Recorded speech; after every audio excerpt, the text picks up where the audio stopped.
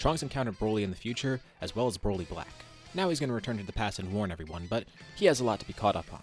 We'll be covering that and more in the 6th part of What If Z Broly Turned Good. Trunks returns to the past, surprising everyone because obviously they're going to wonder why he's here in the first place. The first person he sees is Bulma, and she contacts everyone on Beerus' planet, and he gets a few surprises. For one, he learns Goku and Vegeta are training with Beerus. Then he learns Goku's actually alive again, because when he left, Goku was dead. He assumed that they'd find some way to revive him, but no, he actually stayed dead that entire time, only until very recently. Whis was the one to revive him. But probably the biggest surprise of all is the fact that Goku and Vegeta aren't the only one on Beerus' planet.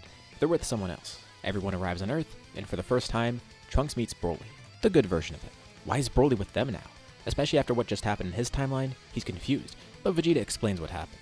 Broly eventually did show up here on Earth. After he was defeated on new planet Vegeta, he came here and lost all his memories and he was purified. Broly doesn't really remember too much about Trunks, but Vegeta had told Broly about him before. So the fact that there's another timeline isn't too shocking to him. Although Broly does wonder, what's he up to in the future? And Trunks has no clue how to respond to this. Well, that's the whole reason he's here. For one, future Broly's dead. He never turned good, and Trunks actually had to fight him, and he had to be killed. But also, there was another Broly. So by now, Trunks actually knows what Zamasu did and how Broly Black came to be. But he didn't realize Broly had actually turned good here.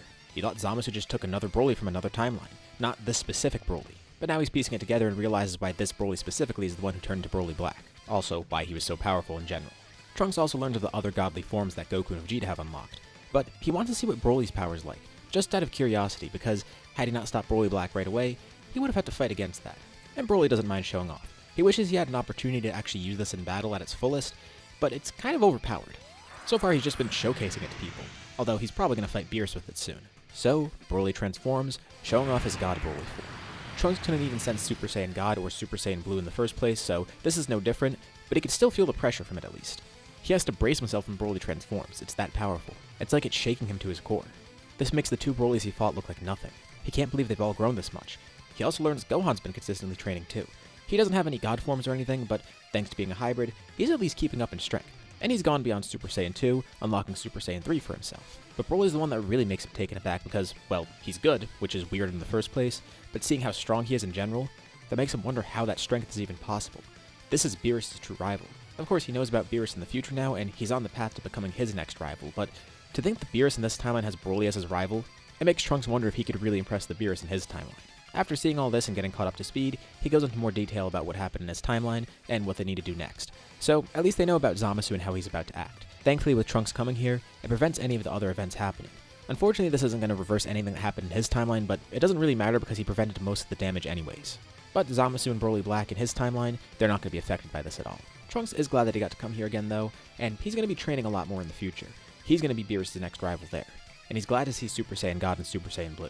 Now he has a good idea of what he needs to work towards. So he returns home.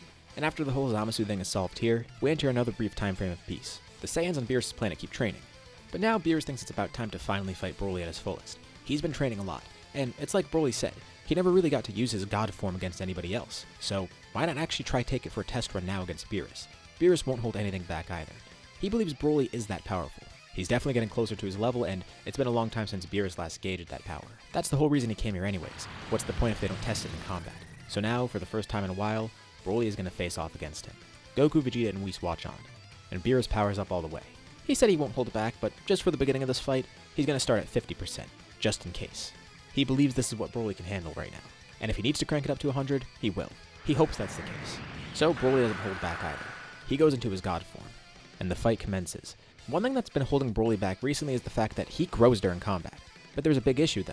The only time he's fought recently, he's had to hold back significantly. Like against Goku, Vegeta, or even Hit, he's only using Legendary Super Saiyan and he's not even really using it to its fullest. That's how strong he is right now. There's not a lot of room to grow when he's not even really trying. But here against Beerus, he could actually try. He could use everything he has. And his ki will continue to keep surging, rising beyond its previous limits as Broly adapts during the battle. And Beerus is having a lot of fun too. He's never had to use this much power in a while. But more important to him is the fact that Broly's actually keeping up. At first, he's actually a little bit below Beerus, but as the battle rages on and Broly gets more adjusted to using this power at its fullest, with his power growing as well, the two are evenly matched. Beerus is still the better combatant. As I mentioned before, the one area where Broly kinda lacks his experience, and even though he's been training a lot, he still isn't on the level of Goku and Vegeta, much less the level of Beerus. But at least in terms of raw power, he is matching Beerus right now, and that power continues increasing. He asks Beerus to show his full power. He wants to see it and he thinks he can handle it right now. And Beerus is caught up in the heat of battle right now, so he obliges. He was waiting to finally do this again. So Beerus powers up to his fullest, going to 100% power. Broly's already taken a lot of damage in this fight, and now Beerus just widened the gap in power. It's almost like Beerus caught a second wind from this too. Now that he's fighting with everything he's got, he's much more energetic. And with this, he ends up winning the battle, defeating Broly and knocking him unconscious. Then Beerus powers down. Goku and Vegeta are absolutely speechless, not just at Broly's power, but Beerus' power. They never got to see his full strength. They're dumbfounded, and they wonder if they're ever going to be able to catch up to that level. Even Broly seems so far away from them right now. They really need to change their approach. As for Beerus though, he could tell Broly is going to surpass him relatively soon, within the next few years. At least, if Beerus keeps being lazy. This is just the motivation he needed, and it's exactly what he wanted. He found his true rival. Beerus is going to have to train himself a bit more though. At the rapid pace Broly is growing at, Beerus can't just sit here doing nothing. So, maybe he's going to have to start training again too. This fight serves as a motivator for everybody. It motivates Beerus, motivates Goku and Vegeta, and of course, it motivates Broly, showing him how close he is to his goal, and how he could surpass it soon enough if he keeps trying.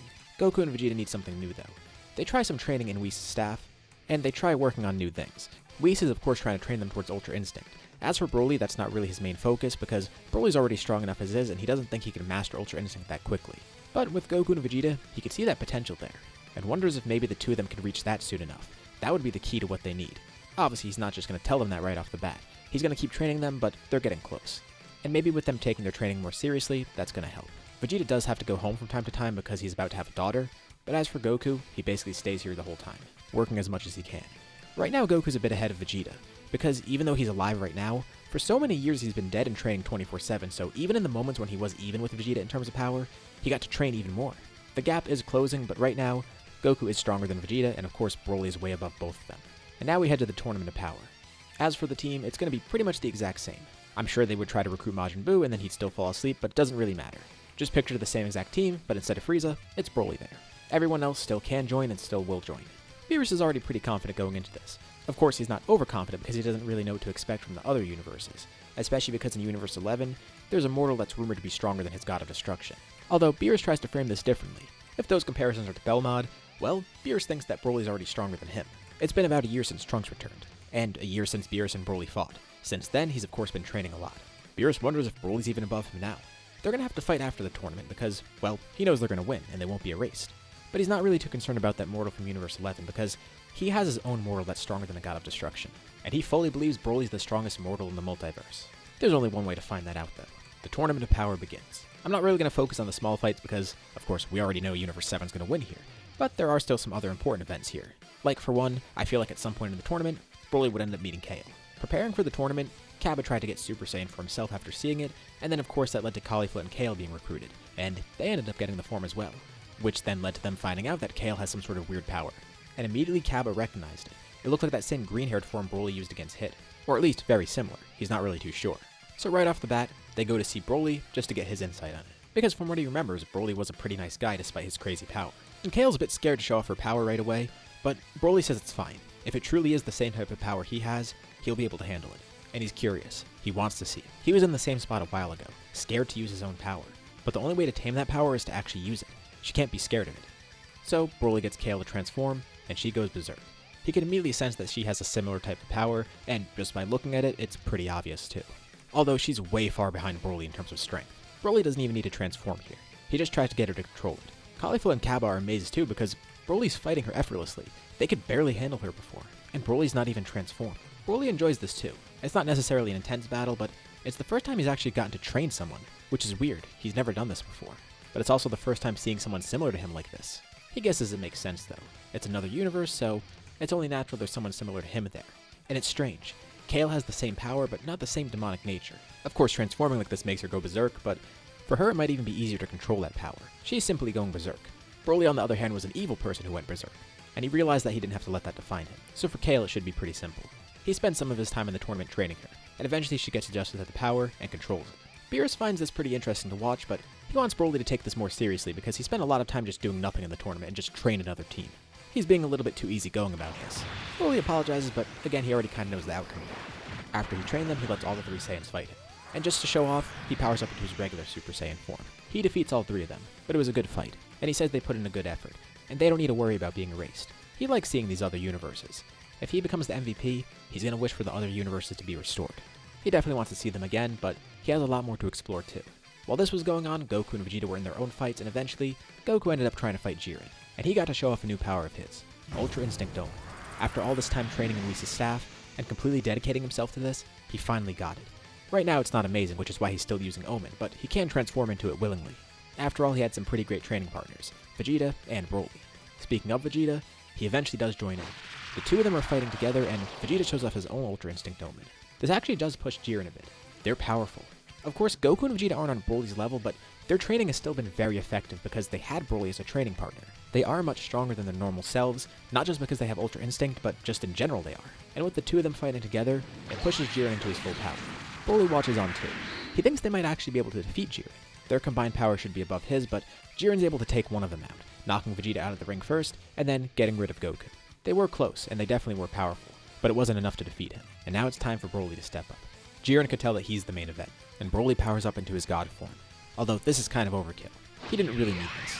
He ends up knocking Jiren out of the ring, and basically just watches the rest of his team fight, and when they actually need help, he comes in. It would be kind of lame if he just wiped everyone out himself, and of course, a bunch of people try to fight him after he defeated Jiren, so he knocks them out pretty easily. So even though Goku and Vegeta were knocked out, it was only because they were so strong and they actually pushed Jiren into his full power. And it doesn't really matter because Universe 7 ended up winning anyways. Broly becomes the MVP, and he wishes for the other universes to come back. And this tournament left Broly with a few questions. Specifically after seeing Kale, it makes him wonder about the origins of his power. And Beerus kind of wonders the same thing. He wonders if he could help Broly somehow. Maybe by going back to his Saiyan roots, they could figure out more about this. And they're going to face a pretty interesting opponent next. Moro escapes the Galactic Patrol prison, which of course means Maris has to go to Earth. Thankfully, Boo is actually around in the scenario, so they're going to go and try to find him. Maybe they can get the Grand Supreme Kai to help. They have no other clue of what to do against Moro. And with that, we'll leave off here for now. What do you guys think about this part? What's going to happen next? Leave your thoughts and ideas in the comments below. I'd love to see what you guys think. As usual, be sure to drop a like and subscribe if you haven't already. It really does help out the channel, and it shows me you want to see more videos like this. Anyways, thank you all for watching, and I'll see you all in my next video.